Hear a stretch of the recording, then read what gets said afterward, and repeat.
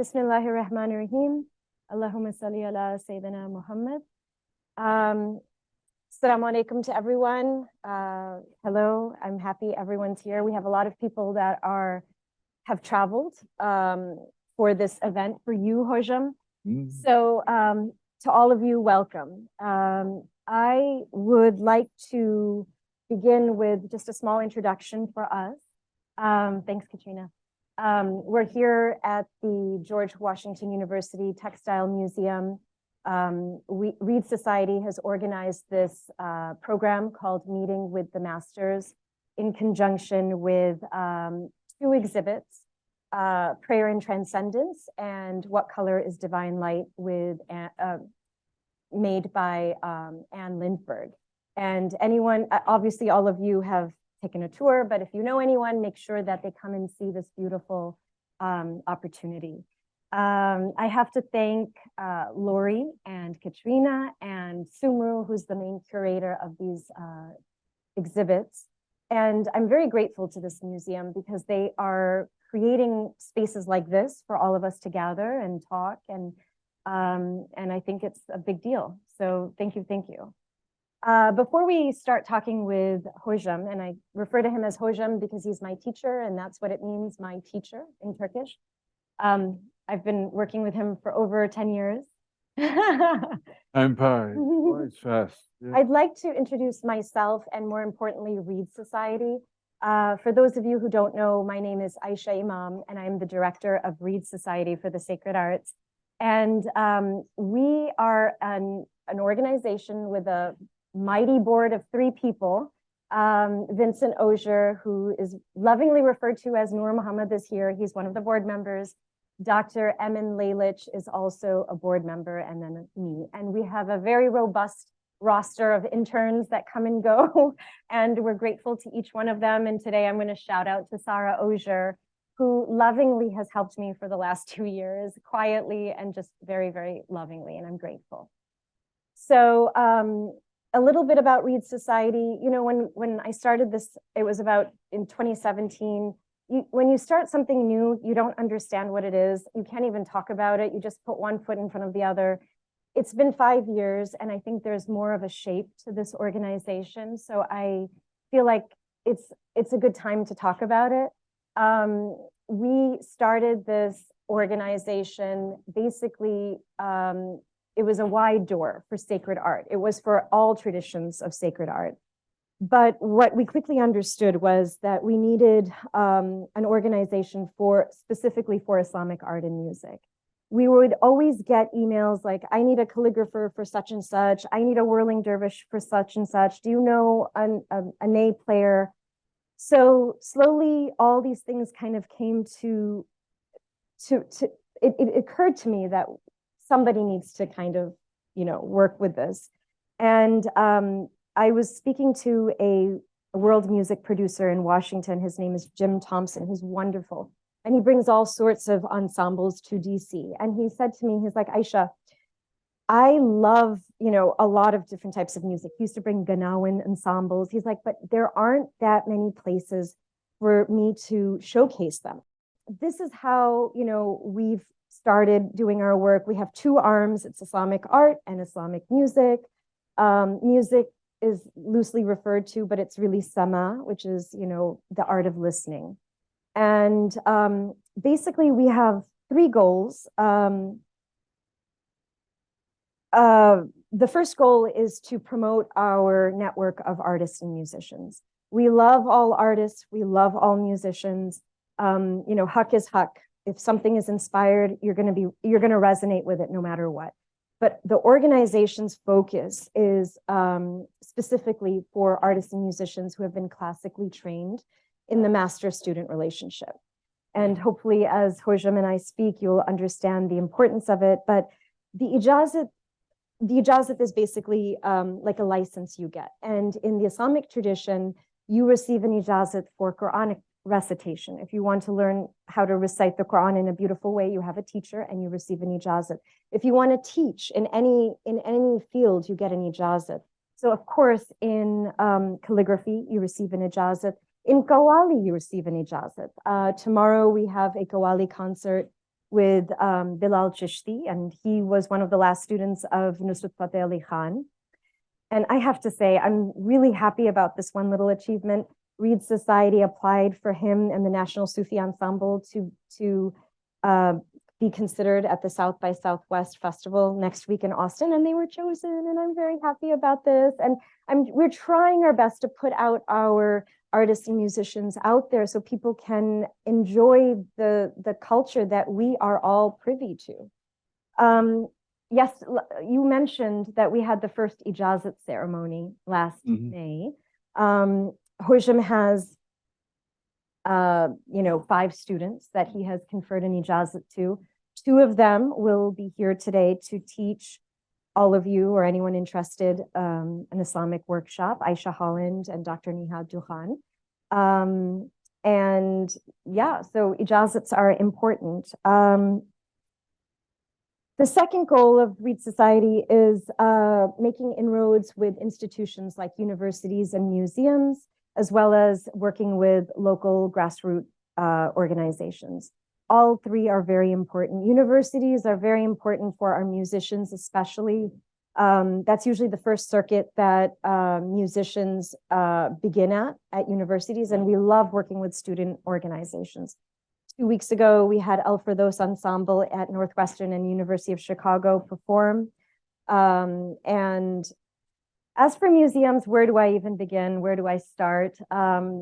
We work with curators. We do programming for different museums.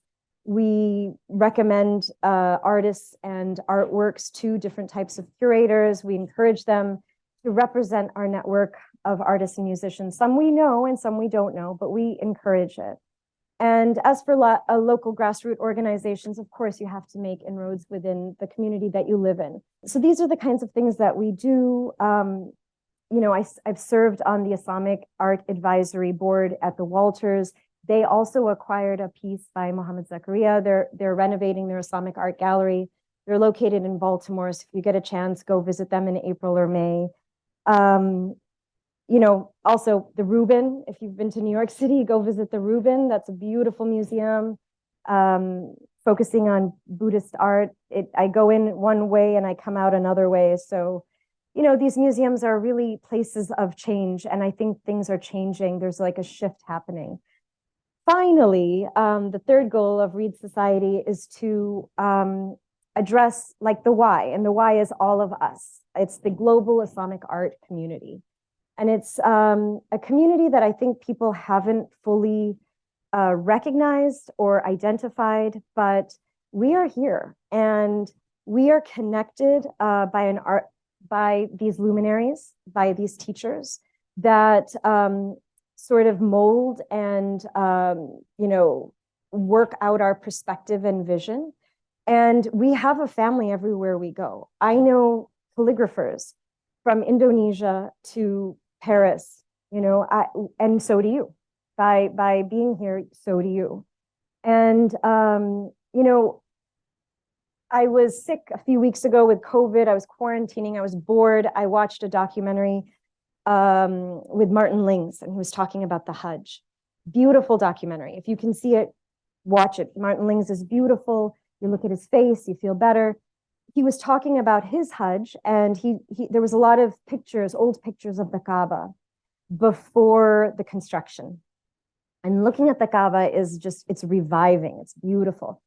And he talked about this story. He had this like moment where he was watching. There was a phrase, and I'm sorry, I don't know what it is, but it means an Egyptian villager, a person from an Egyptian village. These women from a small Egyptian village that had always been sitting on their haunches. That was, that's just how they were. And they were struggling to climb out of this huge ocean liner, to climb down on this flimsy rope ladder to alight on a rowboat that would take them into the port city of Jeddah to begin their Hajj.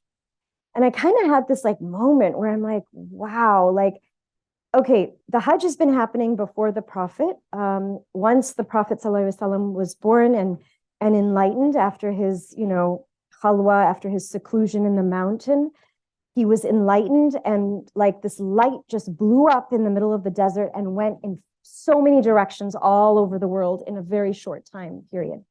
And as the exhibit showed, there are 5 pillars. The 5th pillar is Hajj. What is it about travel that is so vital to the Muslim psyche? What is it? You could have a woman in Hyderabad covered in burqa from head to toe, but if she was going to be considered a pious Muslim, she needed to get out of her village and she needed to travel. So travel is so important to Muslims. It is so important to spiritual aspirants. It's so important through artists and musicians, and it is so important to seekers. So this is something to contemplate. We have people who drove from Boston for 7 hours just to be here with us. These are very important programs. We meet together, you know, we smile at each other, we take each other back wherever we come from. This is our purpose. This is our why as an organization. We want to bring people together. We want to offer something nice and, you know, just little lights in our journey. So enough about Reed Society, but we are a 501c3 tax status organization. If you feel, you know, inspired to donate, please do. Hojam, back to you.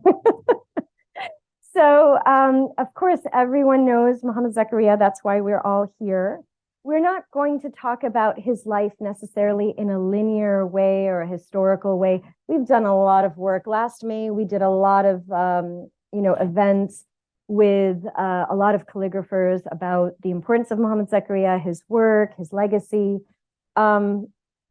If you want to read more about him, please buy this book by edited by Dr. Nancy Mickelwright. She's in the back. She is a beautiful individual. I love her very much. She is not only an art historian, but an academic.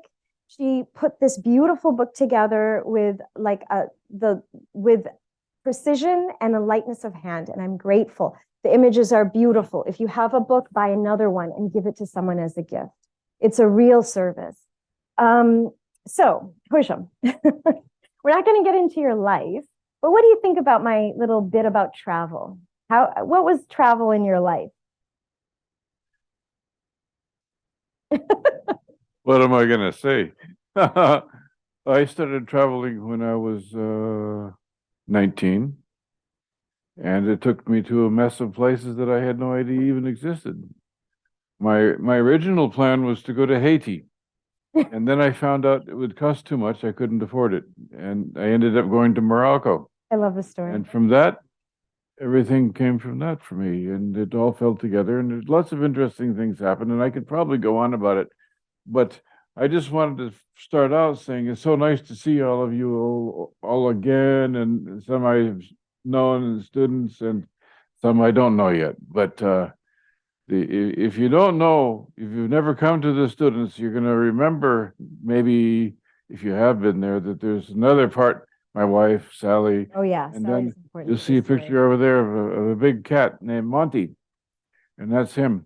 And I just want to tell you a Monty story before we go any further. Monty, Sally and I, we got a pizza from a real good Italian place. It was a cheese and mushroom pizza. And so we're watching TV, eating the pizza. He comes up and he puts his nose on the pizza, and you want a piece of that, you know? Cats don't eat pizza. So I took a piece of it out, chewed it up a little bit to make it soft, put it on my leg, and he looked at that and he ate it, all of it. And then he said more, and then more and more, until he had eaten 1/2 of an entire slice. That's a lot of pizza for a little creature like that. And then he was the happiest cat I've ever seen. He was really mellow, and he is our companion animal, you know, and that's him right up there. And cats, animals, we're all fond of these guys, and they really make it for us. And so you'll meet him if you ever come over. We have one of the I went around to this place. I never went to Egypt. This is my friend from Egypt, new student, Mohamed. Salam alaikum. He's Egyptian from Alexandria. People in, are interested in calligraphy and all over the world, really. And you'll find people, I'm sure, in this very same audience, they give a very big world spread. So what do we do? And I ended up going to Turkey in 1984, I think it was. 84, yeah. Well, Husham, you started out with the Morocco whole bit, Yeah. right? That was a big, important event in your life. But then before you do Turkey, I just want to mention one thing. The reason why Mohamed Zakariya is a phenomenon is because he had to work backwards from a found object. So anyone who's learning calligraphy is working forward, right? But you didn't have a teacher. No. You didn't have anyone to really ask anything about. So when you found something, you kind of fell in love with it, and then you would go to what? The British Library and see these I went to any place that was open, but people told me, no, you can't learn that. You're come from the wrong place. People like you're never going to get anywhere with this art, and they, oh, is that so? And so we'll see. That sealed the deal. Yeah. That sort of thing turns me on anyway. But Yeah. I think people were saying, no, you can't do this. And lots of people said that. And so people were reasonably high up in the world of this stuff. I went to Morocco the second time, a year or so later than that, and I met a man named Abdelaziz Wardiri. And he was the king's calligrapher. Oh, wow. Somebody had given me his name. And so I took a piece, actually, it was a piece of it was a little manuscript I'd made in London. It was the Alifia of the guy who wrote El Burda. I know his name, but I'll tell you, at my age, you begin to forget names. It's terrible. Huh? Osiri, yeah, of course. And so I showed it to him, and it was written in the Maghribi script, and I wrote it in white ink on black paper. It was probably terrible. Anyway, he took it and he gave it to the king, and the king put it in his library. And that was the last I ever heard of it. But the fact was that while I was visiting Wardiri, he said, excuse me, I have to go for a couple of hours. My wife's having a baby right now.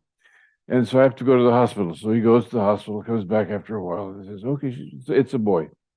And we spent a lot of time having a chat, about life and calligraphy. Gave me a pen that he had gotten from Egypt, which, by the way, were really wonderful pens. And we can't get them now, or at least that quality.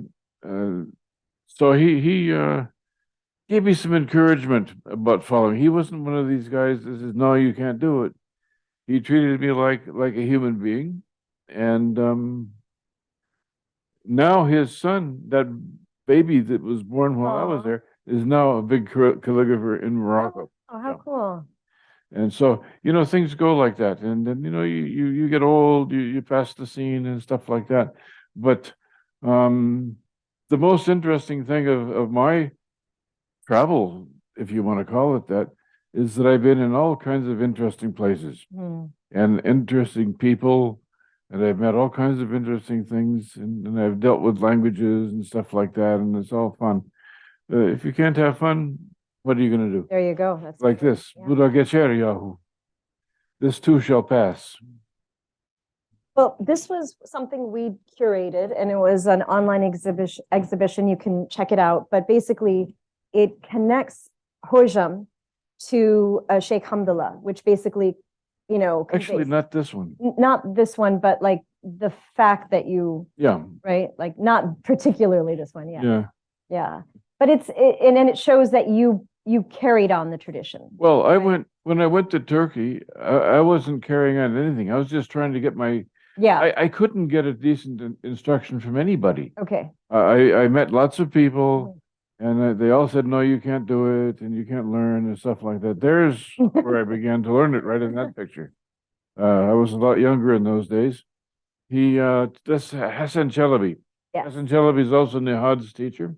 You've taken some lessons from him. He is kind of the nexus for calligraphy teaching in the modern age. Yeah. He is the step up from Hamid, who was the step up from Sami and other great ones in the past. And so he is now much older than me, of course, and he's carrying on as best he can.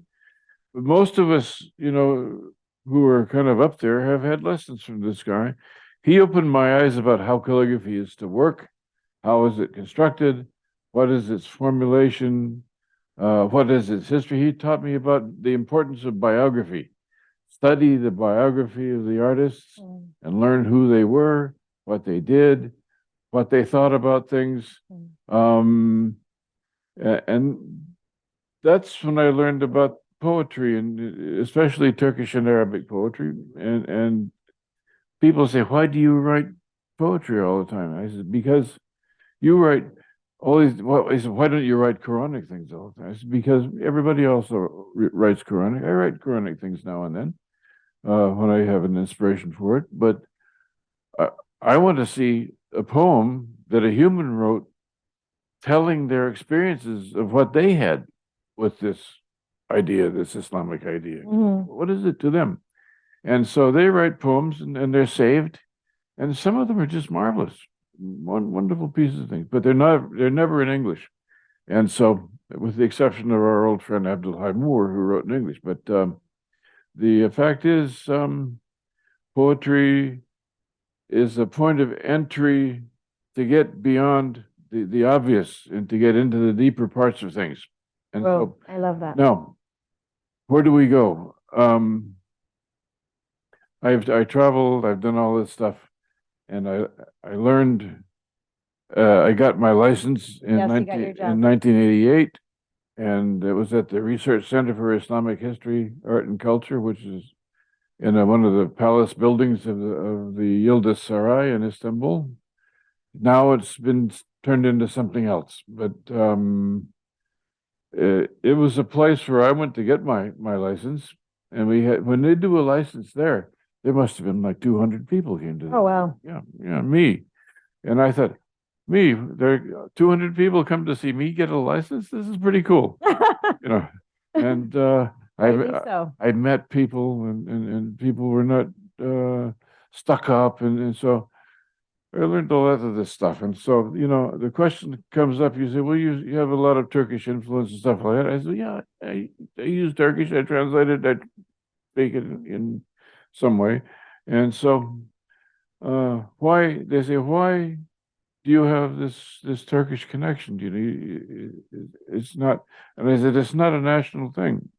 It's nothing to do with the actual fact of Turkey. The first question, how long do you live there? I never lived there. I stayed there for a while, quite a bit, but I never actually set down roots and lived there. And so it's more like what institution did they make for teaching? That's what I was interested in at the time. Was how to learn. How do you learn this strange art? Nothing in English is written about it. Some guy named Mitchell wrote some horrible book about Rika, which is nonsense, and people get that because there's nothing else. And so I wanted to find out how it was done and why and stuff like that. And so this gentleman basically said, hang out with me and you'll see a lot of stuff. You'll see a lot of things.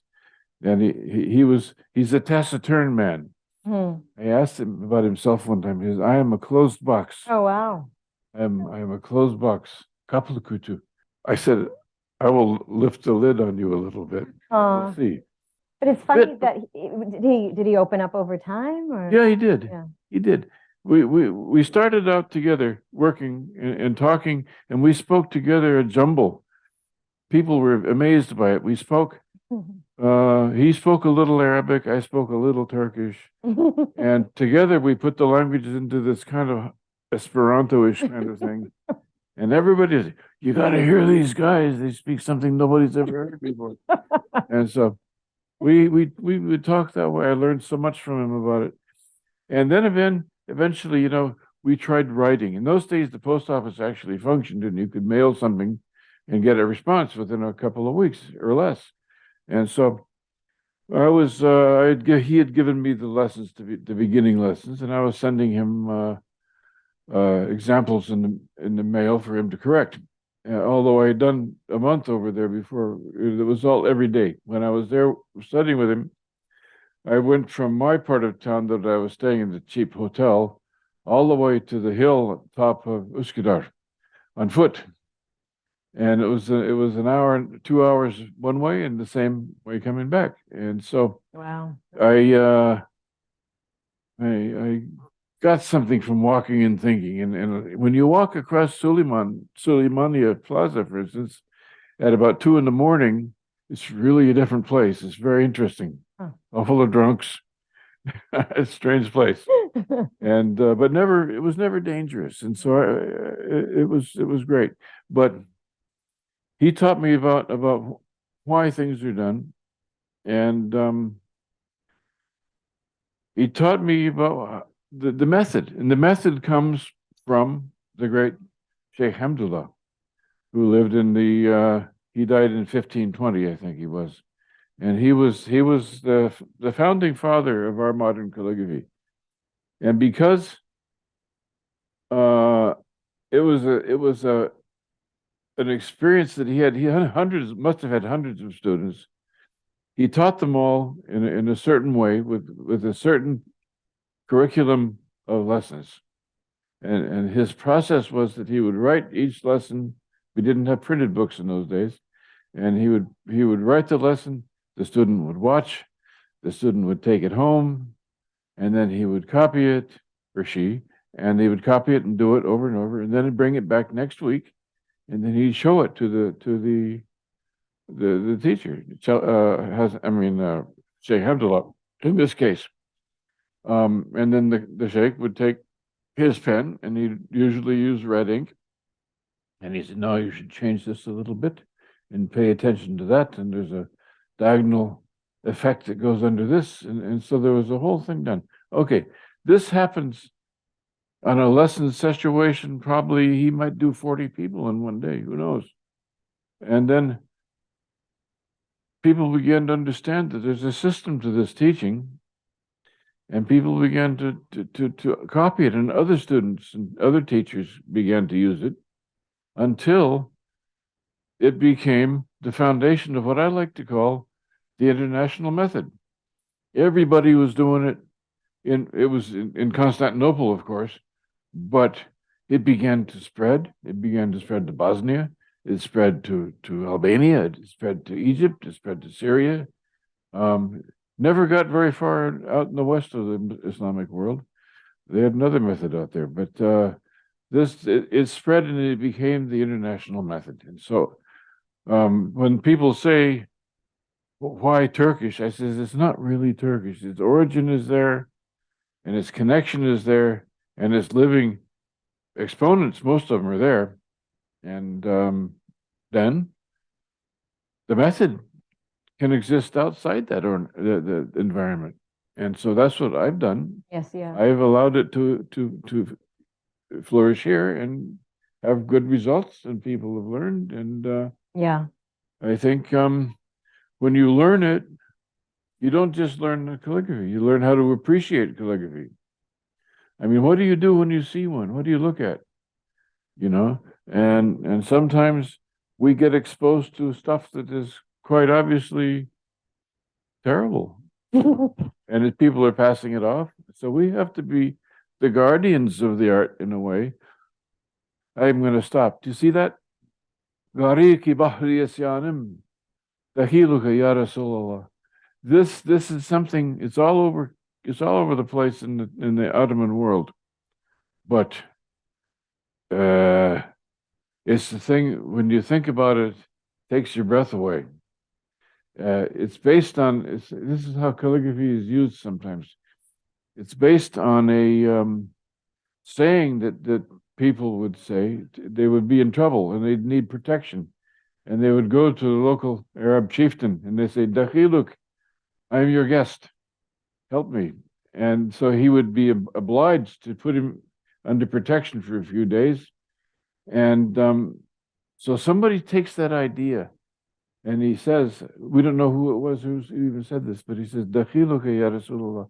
He's the Gariki Bahri Yasanim. I am drowning in the sea of my rebellion. I am your guest, Prophet of Allah. And so by saying that, you add this human dimension into the art.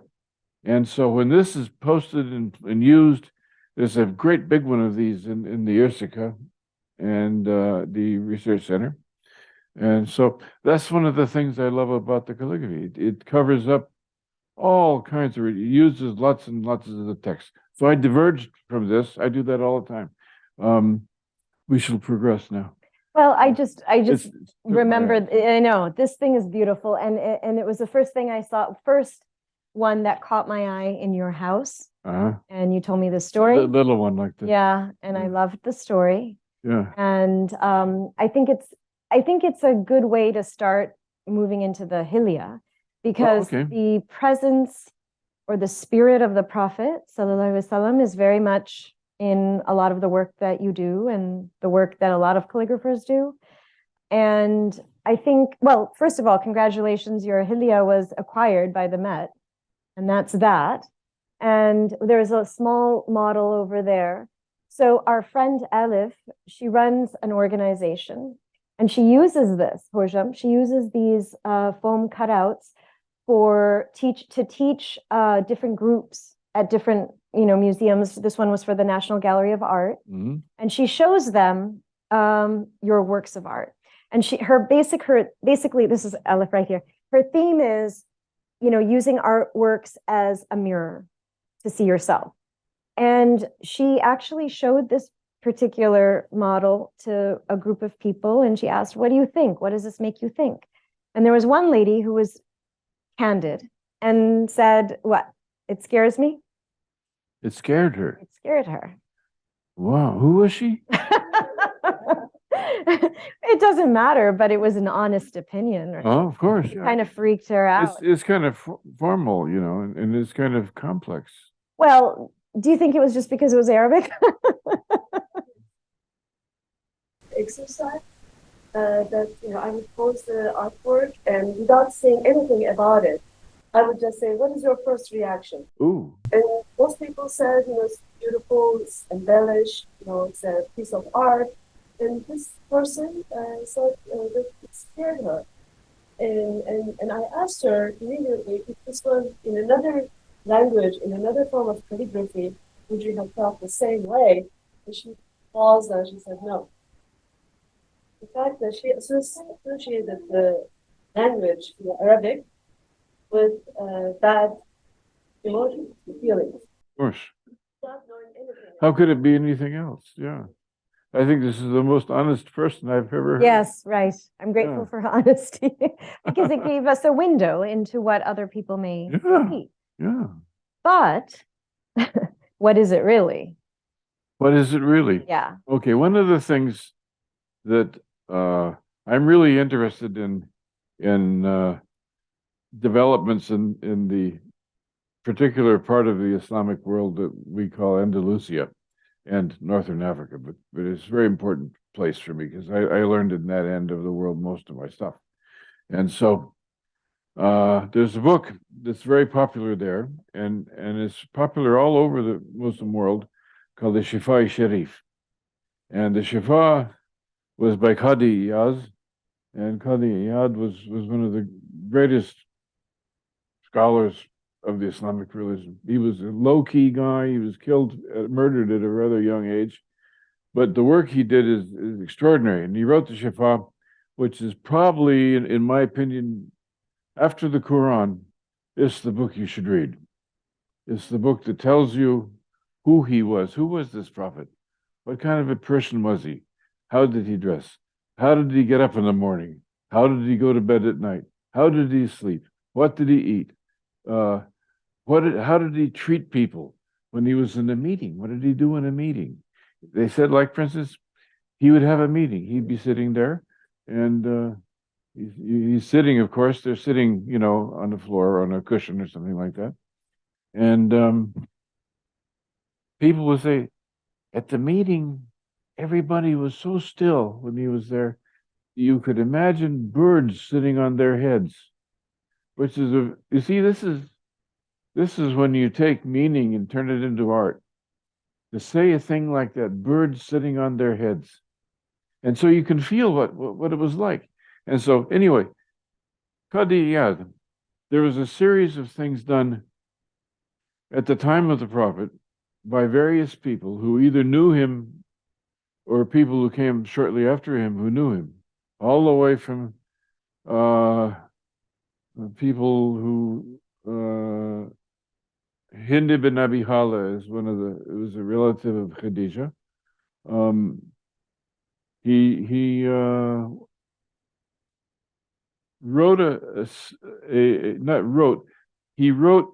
he composed a thing called the Hilye.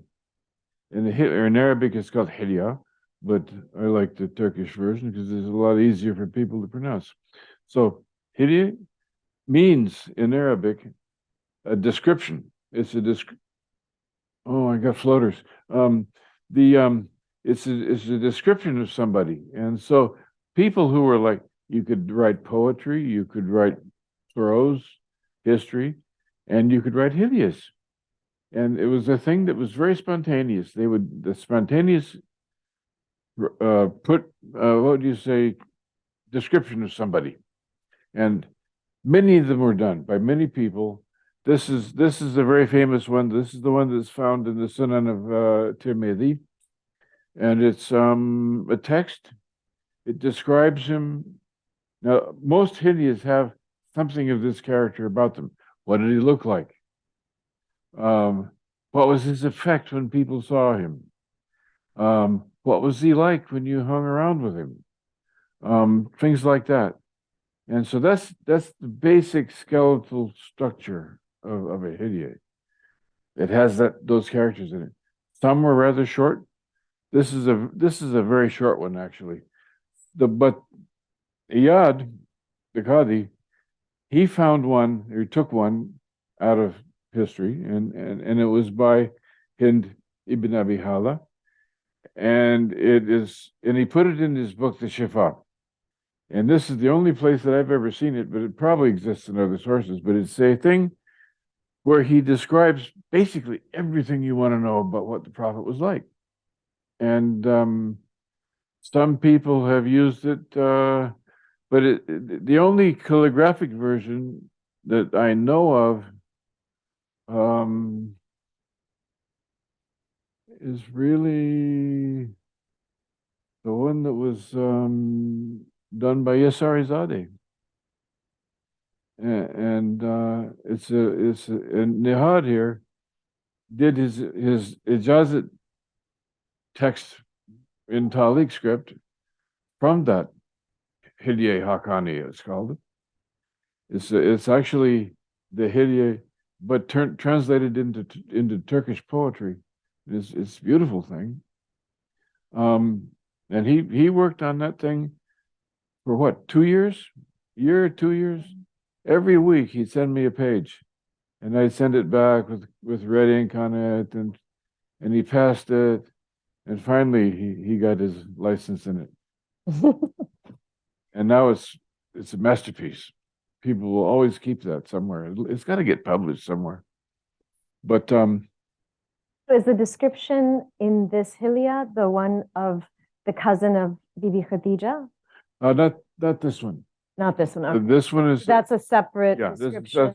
That's a separate one. There's many of there's 10 or 15 of them that are around, and also people made other hilyas of other people. There were hilyas of Abu Bakr and Osman, the Chahriyar, and then there's hilyas of past prophets that have come from what some people wrongly call the Israeliyat, but it's things that come from mostly the famous Jewish scholars who came from Yemen and converted to Islam, and became scholars of Islam, like Ka'b al-Ahbar, very famous man and very mistreated by people, but he did for the prophets Abraham, Moses, Jesus, John, all those people who have a pre-Islamic prophecy component, and they became Hilya focus or figure subjects of Hilyas, usually in little round circles, and but they're also literature, and they're very interesting. And so I hear a baby somewhere. Is he okay? Yeah, baby's fine. Sounds happy. Um, Poor lady, she left. yeah, anyway, so was this going on? Yeah, no, it's the Hilya. And I love the fact that they always, I don't know. I mean, they have the companions around Yeah, the circle, which sometimes I look at it and I think, I guess those were his friends. that's what they in Turkish they use the Persian phrase shahriyar, the Shahriyar. four friends. Here, most Arabic people called the Khulafa al-Rashidun. Mm. But in the Ottoman tradition, they call it Shahriyar, the four friends. So there's four friends. Beautiful. It Isn't that- changes your that's- perspective a little. It's very intimate, Yeah, and it offers a you don't necessarily want to meet a Khalifa, right. but you do want to meet a Yar. Yeah, right. know? It's true. For So the people who know Urdu, especially Yar, it's like your friend, your yeah, familiar friend. Yar Bosom is friend. the universal word. Is it? It's in Okay. it's in Persian. Okay. It's in Ottoman Turkish. Okay, I didn't And know so it's that. used. Yarim, you can, But that changes the way you think about it. yeah, It's it beautiful. becomes wider. It It becomes becomes wider. We want to, because we're in a wide world. And if we have a chance, maybe through art, maybe through literature, maybe through poetry, Yeah. through music, to make a wider Door. impression in the Yeah. world today and not be Yeah. scared all the Yeah, time. right. There's things that happened like this is because the Ottoman Empire was such an organized phenomenon. They had a thing called the brass band, the Imperial Brass Band. It was, trumpets and tubas and all that stuff. What's this? Are you supposed to play stringed instruments and naids and things like this? Not clarinets and trumpets and things like that. But they did, and they had one, and it was called Musikai Humayun, the Royal Band. And so someday somebody's going to find the music they were playing, and it'll be a revelation, but we don't know what it really is right now. But a lot of the people who were composing music were also calligraphers, like Yeah. Kadiaska Mustafa Izzet composed music that I'm sure was played by them. Hassan Riza, his student, was the calligraphy instruction for the brass band. Now imagine this: you got a band, they've got their a guy who is a master, super calligrapher, teaching these kids or young adults or even adults how to do calligraphy. So all these things were not confined just to one place, and Right. that's why the Turkish or the Ottoman experiment was so interesting. They made lots of mistakes. But no, you can't cover up all the stuff that was wrong. But the fact is, they did some things that we should all know about, and like cooking, The things like that. Wonderful stuff. way they cook their liver. The way they cook the liver, Arnavut ciğeri, one of the greatest dishes of all time. It's a liver dish, and mostly we think, yeah, liver, But when you have it cooked like that, my wife, Sally, she doesn't like liver. She was given it when she was a kid, and she thought, ooh, it's medicine. We have to eat this stuff. Makes us sick. And so she had some Arnavut ciğeri. I took her to the Kanaat Lokantası, the best restaurant in Istanbul, if you wish, Albanian based. And she had it there. And she says, "Oh, anytime I go near a Turkish restaurant now, I gotta have some." We were just there a couple of weeks ago and had a nice bunch of it. So anyway, when I have to talk, I digress. Oh, that's okay. And so, Well, it's 12:30, lunch has arrived, but why don't we see if anyone has questions? If yeah, they do you wanna have lunch? say Do you any- have questions? We definitely have lunch, but do you have questions? Yeah. Okay, I'm a little deaf. Okay, how much time, how many days do we have?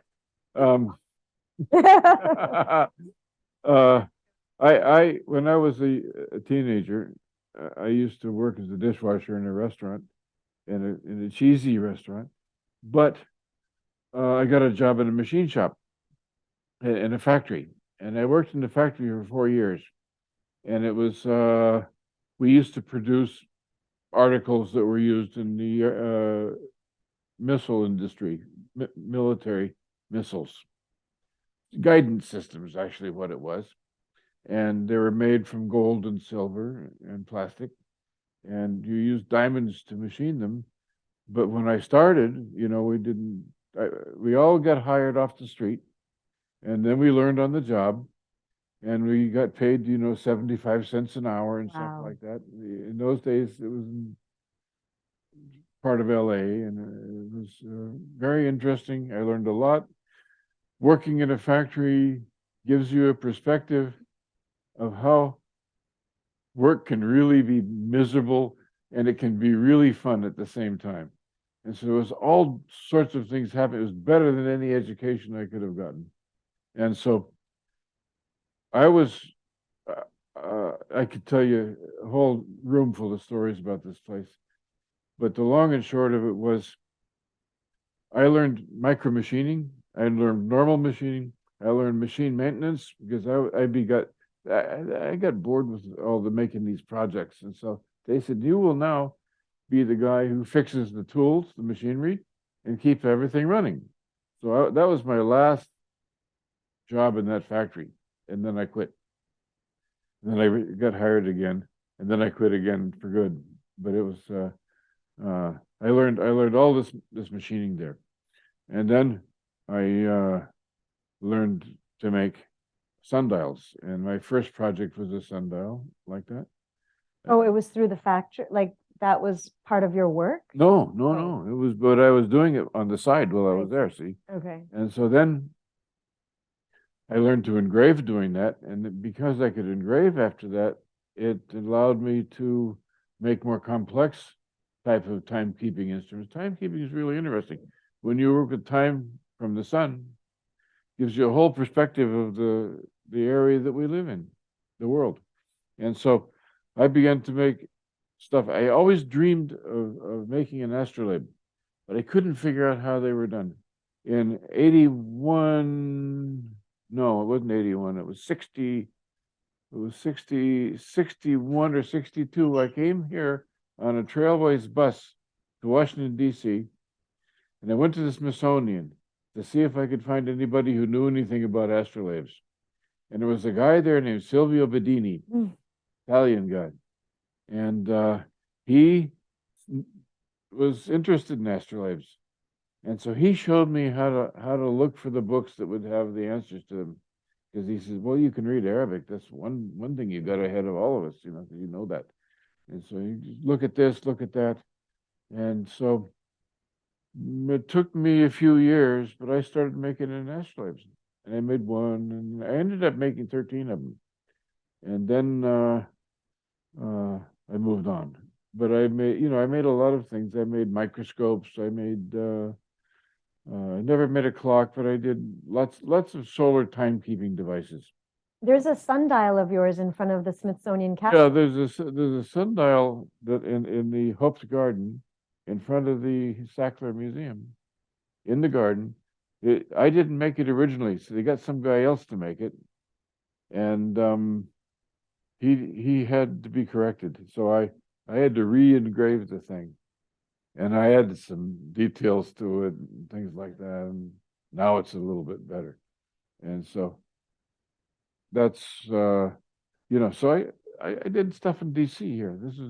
I got so much out of moving to DC that I decided to stay here, and I met my wife, and I met my cats, and Beautiful Sally's. I met all of my friends, this became, I just love the city and I love the people in it, and it's a place where things happen. I've known Elif here forever since, you know, she's an old Smithsonian person, because I was going to the Smithsonian pretty regularly, and it's been a, you know, I'm pushing the top of the limit now, but it's been a nice time. I gotta say, it was nothing but fun for the whole time. Wow. And I met people and unforgettable people, and it was a good place to go to someplace else from as well. So, you know, it's a good point of traveling and origin. So that's that part. Now, Any other questions? did that get anywhere with you?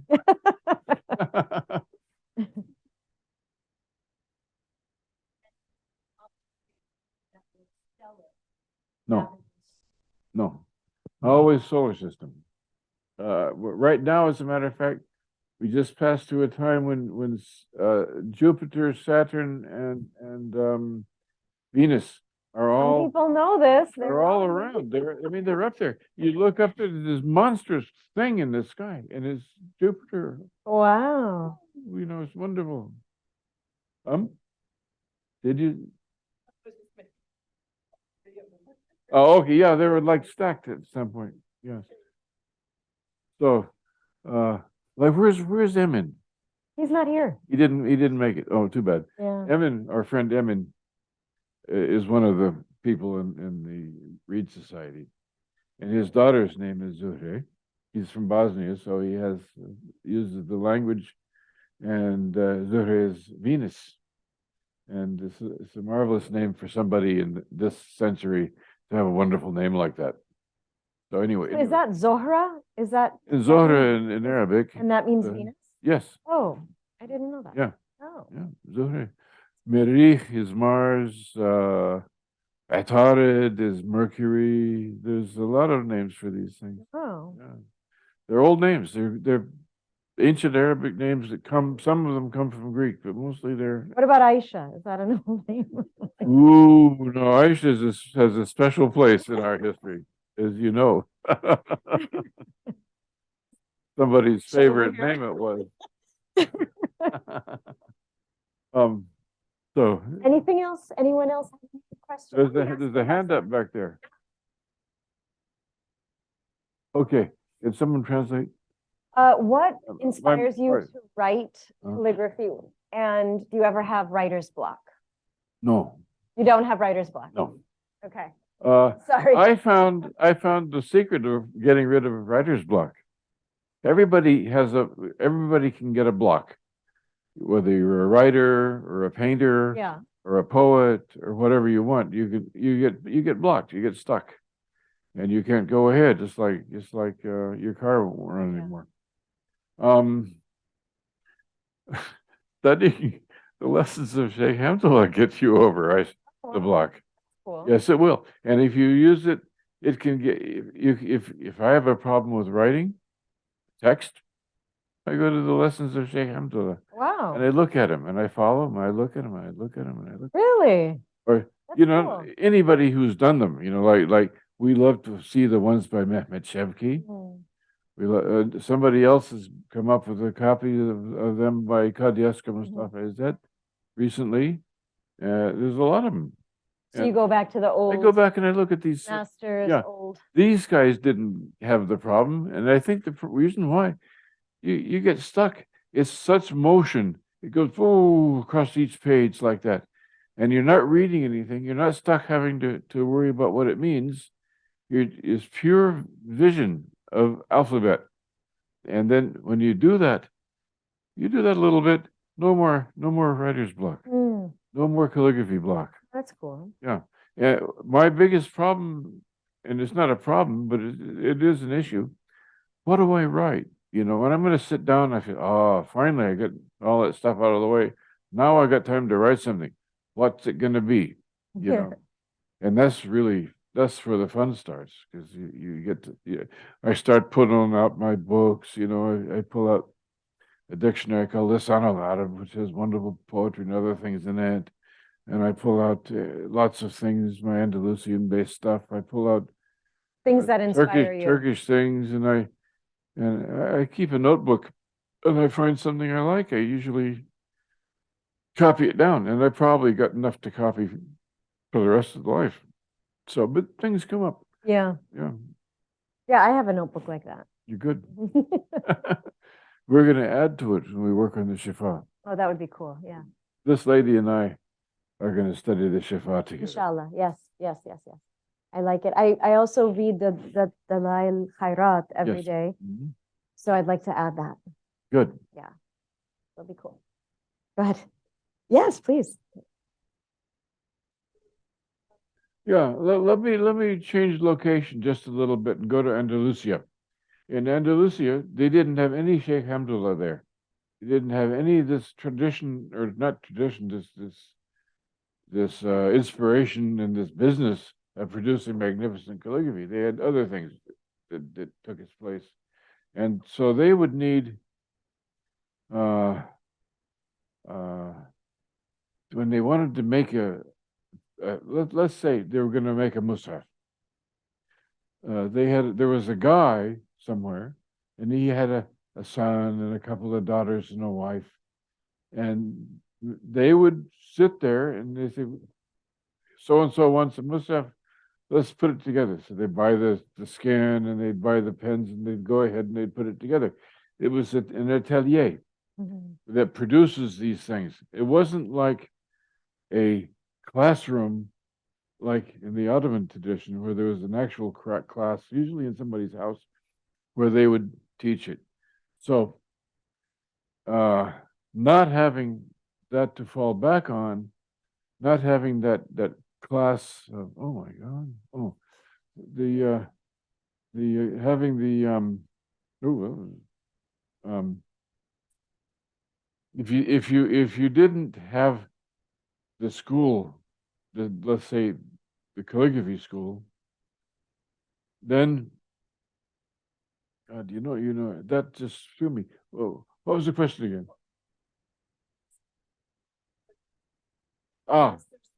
Okay. Usually in other traditions, I only know the Western Islamic one, but in the other traditions, these were family businesses like tailors and other things of that kind. They learned it on the job, and they produced their work, and they did wonderful things, which should never be disgraced or set down. But when you become a member of a class of people who are learning from a master teacher like Shafiq or Shevki Effendi or something like that, then you're not just learning the writing, you're learning a history, and you're learning the biographies of people. Like you learn the biography of Shevki, and you learn that some people came to him and they said, your teacher was your uncle. He's not a great calligrapher. He's okay, but he's not great. How come you became so great? And he said, because they came to me in my dreams. That's the way he put it, they. And we mean by that, he's talking about the great calligraphers consulted him in his dreams, and he learned things that he couldn't learn even from his uncle. And so that's the part, these things are handed around to people and passed around, and then people would take these lessons that they would get from the teachers, and they would bind them up into accordion type albums that would fold out, sometimes longer than this room, and they would bind them and then keep them and have reference for them probably throughout their whole working life. And so these students probably knew each other. I mean, they obviously knew each other because like we have stories about it. That's why the biography is so important. We hear, who was he? It was Sayyid Abdullah. It was Muhsinzadeh Sayyid Abdullah and Shafiq. They were always talking about calligraphy all the time. They would hang out, yabba, talking calligraphy all the time. Mustafa Izzat, their teacher, the great Mustafa Izzat, said, what's the matter with you guys? All you do is talk about calligraphy all the time. Get over it. Just, you're in a party, people are going to hear that, they're going to think you're nuts. Mm. So, when you're in a party, keep your stories to yourself, I mean, these are the kind of things that get passed around, and they teach an attitude and about how to behave in public, and they're really interesting. And so these people, obviously, we hear these stories. These people liked each other, most of them.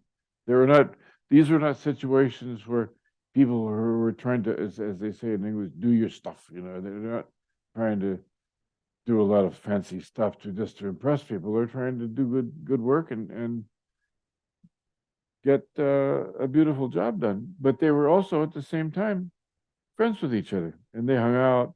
Probably went to the tea shop, probably smoked pipes, and things like that. And they had a life, and they got married, they had kids. Life was life. Houses burned down. Stories of Constantinople and the wooden houses burned down all the time. Awful stories. Calligraphers losing all their stuff, all their collections and tools going up in flames. And then people would write poetry about it and save the poetry. And they're wonderful poems. Sad, but they move you, So I mean, it's a very it's a companionate kind of business. It is a business because people are making a living. Nowadays, there's exhibitions of calligraphy all over the place, but I think that older atmosphere, which is still going on when I was a young guy, that older atmosphere where people were just like to hang out with each other. They would do their calligraphy work. They would go to a tea shop and they would drink, or they'd go to get kebabs. I remember Chalabi told me there's a place in Kadikuri that has got the most beautiful sultan kebabi, We got to Kebab, go there. liver, pizza. Whatever, Let's eat. Food's a big deal, food is It is. food is the forgotten Islamic art, Yeah, you're It right. really is. They take it very seriously. Nehad knows. Yeah, but Let's but eat. when you come over, we have fun with that. I think that's good. Should we start having lunch? Now, Yeah. I could go on like this all day. But I know you guys got another thing to do. So, anybody have any dying requests that you must have? Yeah. I couldn't comment on anybody's spiritual life, but Kandusi is an interesting. It's an acquired taste. You have to see a lot of it. The first piece I saw by him was, I think, by him. People don't know any other answer. It's in the mosque of Muley Zaytun, not Zaytun, Zerhun, Muley Idris Zerhun, and he in Fez. And I walked in there when I was like 19 years old, and I saw this thing on the wall. Great, big one, and it said Allah and Muhammad, but it was done in such a way that a person who is in the Turkish training, you can look at it and say, what a mess. But if you're an open-minded person, and me, I love Moroccan type calligraphy. It was my first door to go through in order to learn this stuff. I see it and I say, wow, that's a stupendous piece of work. These things do move you, and they bring you into a world of lots of other things that we don't think about maybe all the time, but they're rich. When you get into it, you'll find the riches of the calligraphy and the texts and the biographies and the stories and stuff like that. It's enough to fill a lifetime, and it will take you places that you didn't think you were going to go. See, Kandusi was a very serious Maliki scholar, and he wasn't a fool. He did these things on purpose, and he didn't. This was not an accident, and so he knew what he was up to. and he was a hard worker, and nobody's ever collected all of his works, so we can see them in a printed format. But boy, they're marvelous. They truly are. Mm. And there's things like this come out of China, things that are done with a brush. I ran into a piece one time. I'm going to make you late for lunch. There's a piece, I was in Qatar, and they had it in the museum. And I said, look, this is upside down. He says, why? We don't know what it is. I said, it's Chinese. And it's Allahu Nur Samawati wal Ard. And it's done with a brush so lightly. It was 5 feet high, upside down. They didn't know what side of it was. And there was a whole school of calligraphy in China, completely divorced from anything that we might know from Turkey or Persia or Iran, or Afghanistan or any place like that, or Morocco or Spain, anything. It's all different, very different, and just as powerful. And it's rare, and I'm sure it's an endangered species now. I had a friend who is not necessarily from the Uyghurs, but I had an Uyghur friend, and he died a couple of years ago, rahmahullah.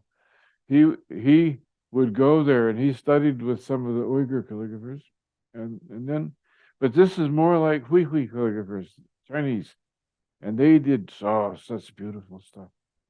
And so it can happen anywhere. It can happen in Indonesia, it can happen in Malaya, it can happen in the Philippines. People tend to want to make stuff happen in calligraphy, and they use what they have available to them, or what they can find, and what they can touch, and what they can lean. So it's a good question. Yeah, it's something to tabir. Yeah.